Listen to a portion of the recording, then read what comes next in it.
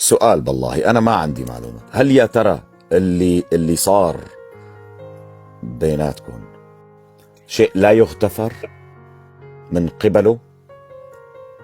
يعني في لا، شيء خلص مواضيع يعني كتير صغيرة وبسيطة وخلافات تعرف اقول لك شيء، قولي.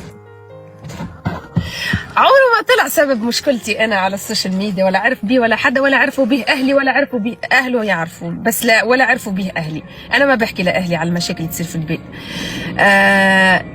لو تعرف برافو. المشكل لا تصير تضحك، مستحيل. عارف المشكلة ولا تقوليها قسما وخليكي على بالله لو موقف. تعرف المشكل حسيت. قسمت بالله، أنا قسمت بالله لو تعرف المشكل لا تصير تضحك مستحيل أسكتك. لكن سبحان الله سبحان ربي، يعني كيفاش ربي كاتب. لا أقول لك شو هي اللي صار. اسمع، وقبل صاروا مشاكل أكبر وما صار. رح أقول لك شو اللي صار. شوفي يعني سبحان الله كيف على المشكل هذا. رح افهمك شو اللي صار. انت يمكن ما فهمتي شو اللي صار، بس انا رح افهمك اياه.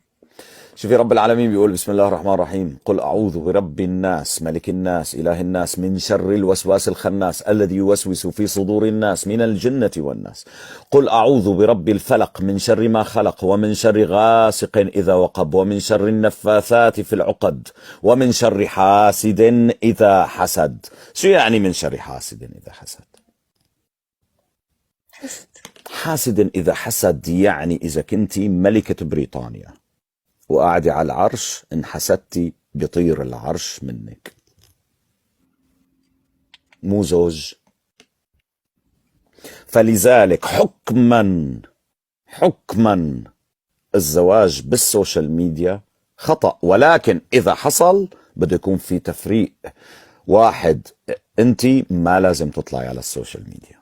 بقول لك شيء والله نحن خلصنا، وانت قلتي انت ما عندك مشكله بهذا الموضوع. انا برايي لكن الحسد يعني كلامك صح 100%، لانه شوف بترك السوشيال ميديا وبترك كل شيء. انا يعني مثلا انا على حياتي بذكر اسمه، يعني لان انا وياها اصدقاء هسه وبنحكي وبنحب بعض لهسه، يعني ميكس بنحسد عليه. طبعا انا ميكس بنحسد عليه طبعا. انا ميكس كان يعاملني معامله، اقسم بالله نترك السوشيال ميديا على جنب. كنت لما اروح على بيت اهله كنت الملكه ما بتتعامل زيي، قسما بالله الملكه ما بتتعامل زي، اقسم بالله. بقول لك شيء صار يعني ما حكيته ابدا في السوشيال ميديا.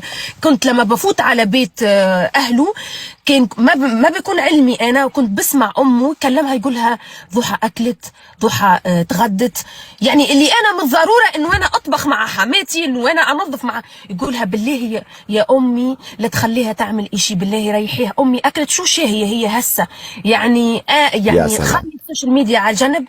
كانوا الناس اللي عايشين معايا يحسدوني على معاملته إلي.